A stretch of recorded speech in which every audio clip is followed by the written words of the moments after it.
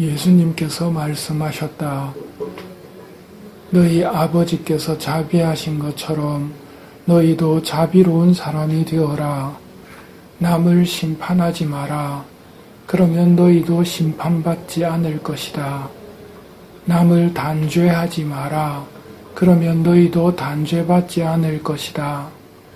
용서하여라. 그러면 너희도 용서받을 것이다. 주어라. 그러면 너희도 받을 것이다.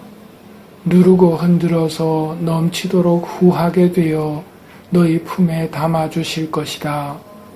너희가 되지라는 바로 그 되로 너희도 되받을 것이다. 분명한 가르침입니다. 하지만 이 가르침 앞에서 무언가 불만이 생기는 사람은 분명히 상대편이 잘못하였는데도 용서해 주라는 말씀에 불편해합니다. 예, 분명히 예수님의 가르침은 그렇습니다. 상대편 잘못이 분명하더라도 용서해 주라는 말씀입니다. 그분께서는 악인에게나 선인에게나 당신의 해가 떠오르게 하시고 의로운 이에게나 불의한 이에게나 비를 내려주신다. 너희가 자기를 사랑하는 이들만 사랑한다면 무슨 상을 받겠느냐? 그것은 세리들도 하지 않느냐? 자기 형제들에게만 인사한다면 남보다 잘하는 것이 무엇이겠느냐? 그것은 다른 민족 사람들도 하지 않느냐? 그러므로 하늘의 너희 아버지께서 완전하신 것처럼 너희도 완전한 사람이 되어야 한다. 이 명령이 우리를 심판하실 하느님의 명령입니다.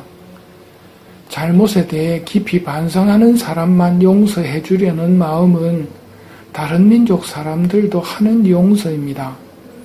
세리들도 그런 용서는 한다고 하시며 하늘의 너희 아버지께서 완전하신 것처럼 너희도 완전한 사람이 되어야 한다고 하시며 우리의 용서는 하느님을 닮은 것이 되어야 함을 가르치십니다. 억울하다는 생각이 들 수 있습니다. 그러나 조금만 물러서서 크게 바라본다면 사정은 다릅니다. 잘 아시는 비유입니다. 1만 달란트를 탕감받은 사람, 그에게 주인이 하시는 말씀은 이겁니다. 내가 너에게 자비를 베푼 것처럼 너도 내 동료에게 자비를 베풀었어야 하지 않느냐? 용서는 나와 나에게 잘못한 사람만 볼 것이 아니라 하느님과 나와 잘못한 사람을 보아야 합니다. 내가 받은 1만 달란트의 탕감을 빼고 말하자는 것은 하느님 앞에서 우리가 할 수 없는 말입니다. 나를 심판하실 그분이 나에게 원하시는 것은 내가 너에게 자비를 베푼 것처럼 너도 내 동료에게 자비를 베풀었어야 하지 않느냐 하고 말씀하시기 때문입니다.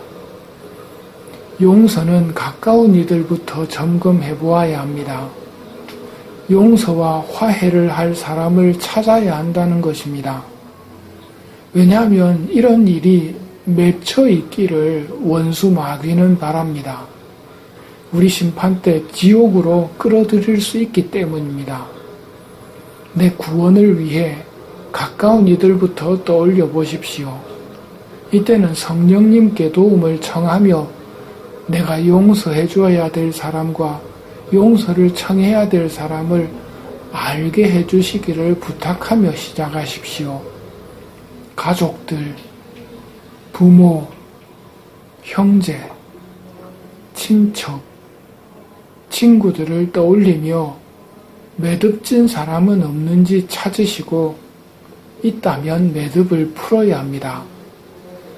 매듭을 푸는 법입니다. 하느님, 누구누구를 용서합니다. 누구누구를 축복해 주십시오. 누구누구와 제가 주고받은 상처가 없어졌으면 좋겠습니다. 하는 식으로 기도하십시오. 내가 잘못한 경우는 하느님, 용서를 청합니다. 제가 누구누구에게 잘못을 범했습니다. 누구누구와 제가 주고받은 상처가 없어졌으면 좋겠습니다 하고 기도하십시오. 과거의 아픈 기억이 떠오르면 이런 형식대로 기도하십시오. 감상적으로 슬퍼하는 것은 아무런 도움이 되지 않습니다. 마귀는 도움이 안 되는 후회 속에 우리를 앉혀 놓으려고 합니다. 이 유혹을 떨쳐내고 기도를 시작하십시오. 오늘의 말씀을 다시 한번 새기도록 합시다. 너희 아버지께서 자비하신 것처럼 너희도 자비로운 사람이 되어라. 남을 심판하지 마라. 그러면 너희도 심판받지 않을 것이다. 남을 단죄하지 마라. 그러면 너희도 단죄받지 않을 것이다. 용서하여라. 그러면 너희도 용서받을 것이다. 주어라. 그러면 너희도 받을 것이다. 누르고 흔들어서 넘치도록 후하게 되어 너희 품에 담아주실 것이다.